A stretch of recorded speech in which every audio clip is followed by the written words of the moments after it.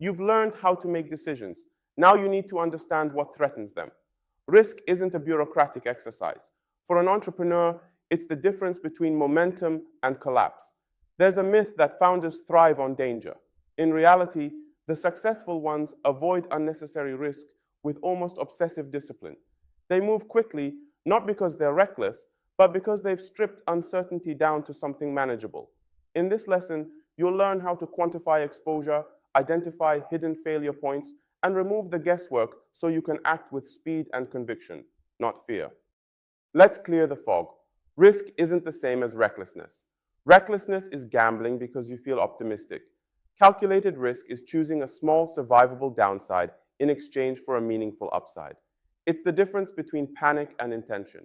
The real aim is asymmetric risk, where the worst case is tolerable, but the best case can change your trajectory entirely. If you can't articulate your downside, you're not taking a risk, you're hoping for luck.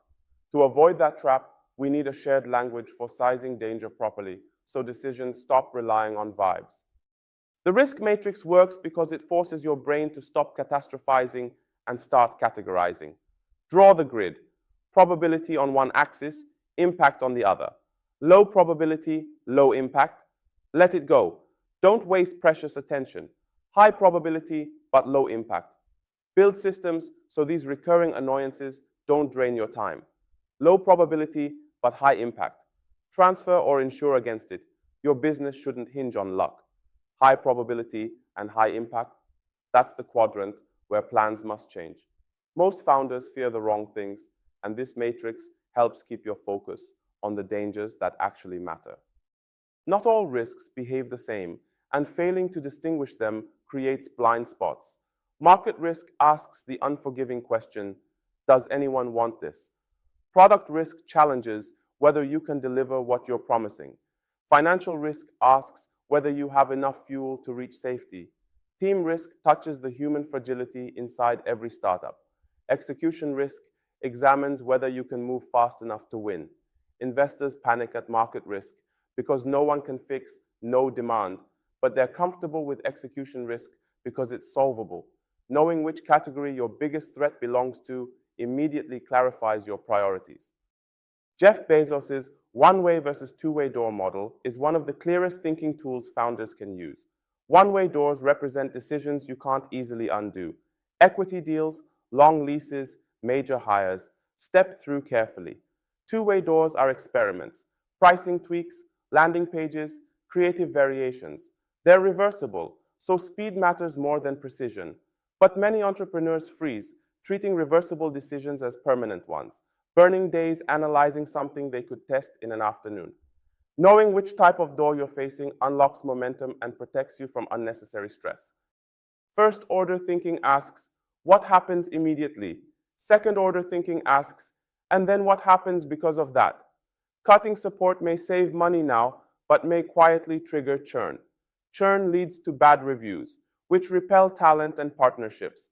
Suddenly, a small financial win becomes a strategic loss. The reverse can also be true. A painful short-term decision can unlock long-term leverage you didn't see at first. When you map the chain reactions, your decisions become calmer, clearer, and far less reactive. You stop solving surface problems and start shaping outcomes. Here's the uncomfortable question every founder must face. If you vanish tomorrow, what survives? If the answer is not much, you don't have a business, you have a dependency.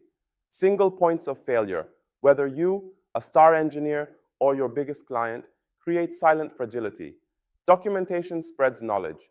Cross-training spreads resilience. Diversifying clients spreads revenue safety.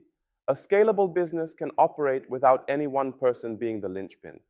Your job isn't to become irreplaceable. It's to design a company that isn't built on panic. Fear thrives when it's vague. Something might go wrong. We might lose 10,000 is manageable. Feels huge because it has no boundaries. But when you define the actual worst case, financial, emotional, or reputational, it usually shrinks. Write it down.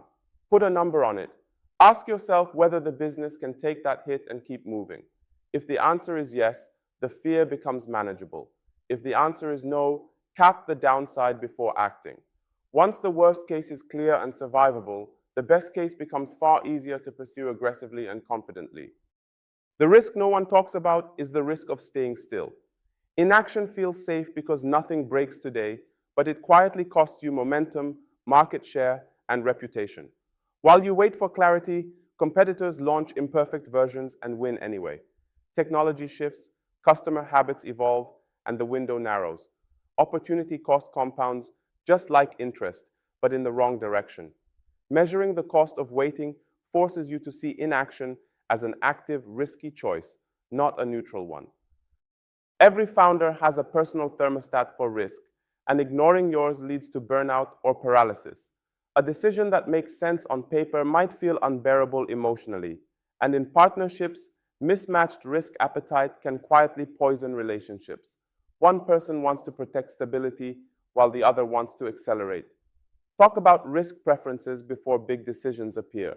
Agree on whether you're in expansion mode or preservation mode. Alignment doesn't remove risk, but it removes conflict around how to face it.